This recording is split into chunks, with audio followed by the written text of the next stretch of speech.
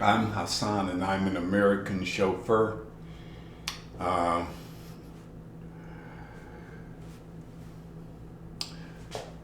Things are getting more and more interesting every day, just in the total overall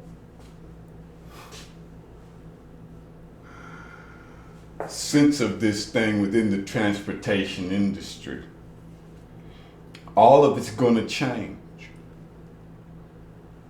As a chauffeur, you don't escape automation. Matter of fact, I'm going to tell you straight up. When I was coming through rideshare, doing Uber and Lyft, hell, I'd automate everything that I could. Even the finding the rides, because back then wasn't getting that many rides. So they had apps you could use with the hot spots on it. I guarantee you some of them things were 98%. Boy, they were 98%. I took advantage of it. Just like right now, I take advantage of that up front. I see that price on there. I look at that, the rating. All right, do it. I see the time on it. The time, the rating, and the amount of money. All right, I know what to do. Whether I'm gonna take it or I ain't gonna take it. See, back then, you didn't know which way the dude was going. Where they was going, how long it was gonna be. That was in 2017. So now, well, hey, it's a lot easier. It's easier to make the decisions, and then more people using them. So I would think it would be busy more often. I know how it is for me rolling black, but I'm rolling chauffeur, but I roll the black end with it. When I feel like it, And right now I'm working on a project. So I'll be doing more, hey, I'm gonna be building up because I'm trying to build to the point where I don't use Uber or Lyft at all. I'm trying to build to that point where it's a complete replacement. But still, I do want people to come from this background. Because I told you how I feel about people who come from this background. Y'all don't be playing, man. Y'all don't be playing. Y'all rolling hard, boy, to make that money y'all make. Especially those who rolling out like 2,000 plus a week. I know what you're doing. And your ratings is up too. You making that kind of money and your ratings is up. Man, don't put yourself down. Get out of that head that what this society put on us as rideshare drivers.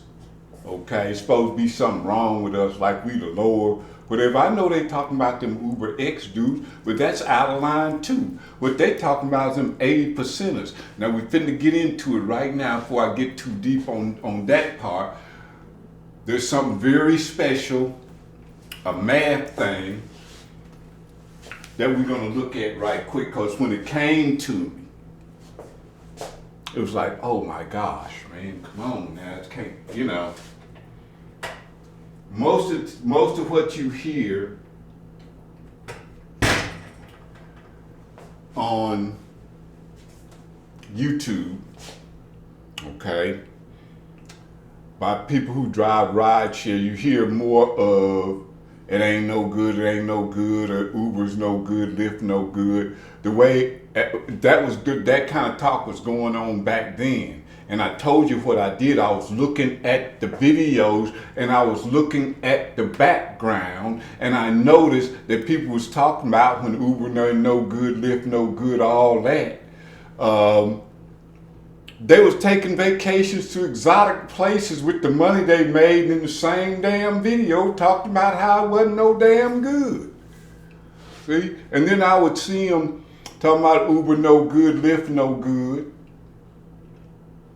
And they buying stock.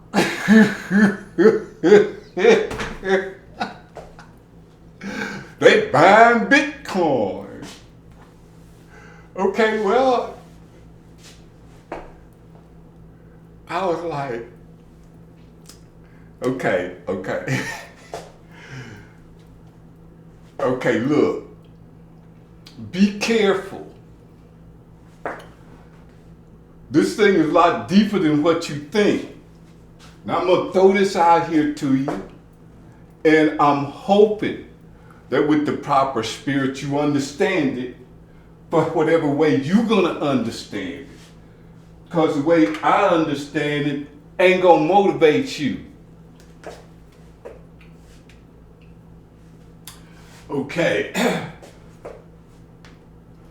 Now this is the same kind of math that this was. It was essential math, the essence of math and how it affects us on a regular basis. Okay. Always remember this. If you're a rideshare driver, you are one of these. That you're 100%. This is all of us. Now, only 4 make it. And you're one of the 4. You should be proud of yourself, and that will help carry you a long way. Okay? Yeah. Okay. Well, I'll be cool with it. This represents your life. It's kind of like a pie chart thing. Okay?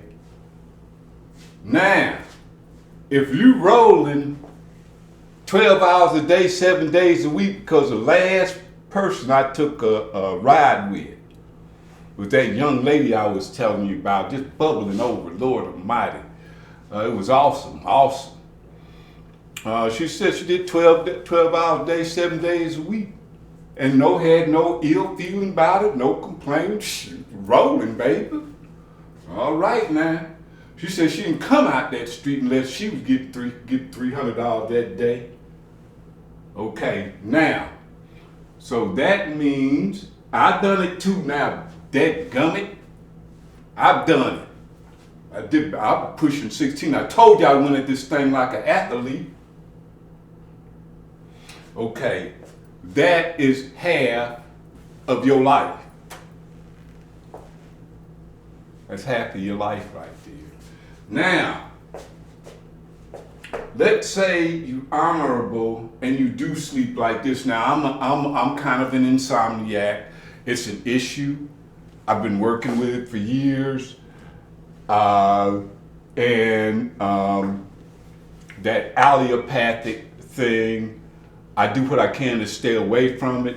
There's homeopathic things that can be done when it gets to a point that you ain't gonna take advantage of being a dadgum insomniac.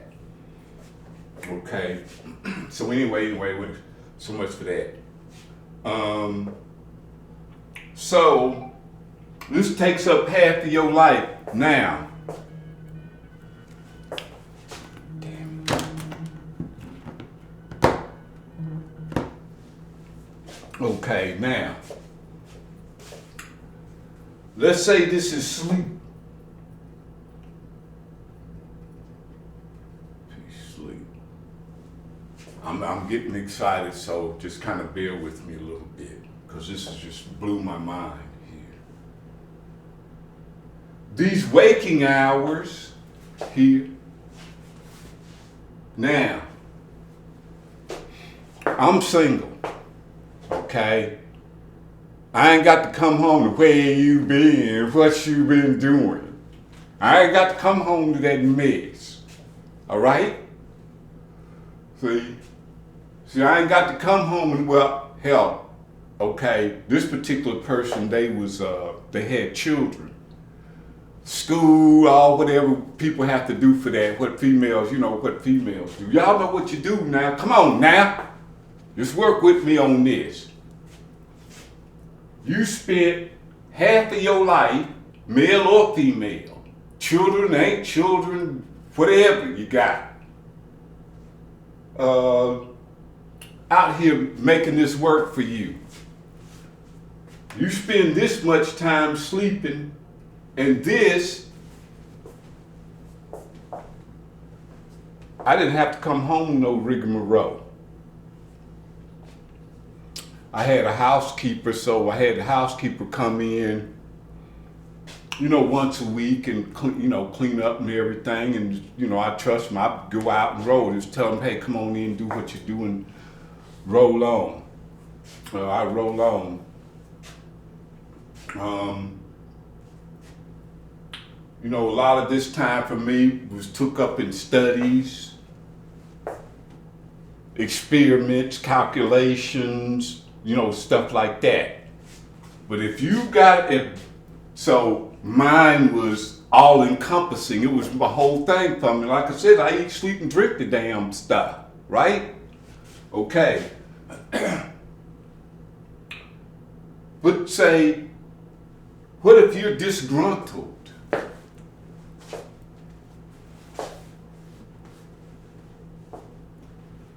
And you really don't like doing it. Uber and Lyft need to pay you more. Which they do. I ain't saying they ain't.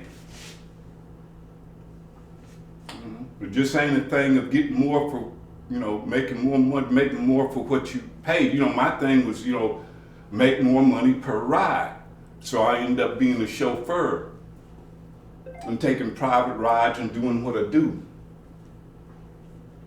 But if you gotta come home, you're already disgruntled. Don't you know when you come home there might be more of that? You already say you traumatized, huh? Look, I'm gonna tell you this. If you're doing something and someone abusing you because not paying you enough is abusing you, not caring about your safety is abusing you,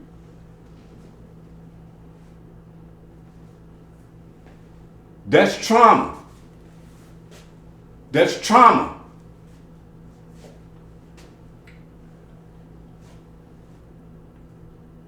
You spending half of your life feeding the trauma. And then another quarter of your life trying to put things right back in proper balance so you can do it all over again. And you've been doing it for years. Okay, so we're gonna have to look at some more of this in the next video and everything. But I truly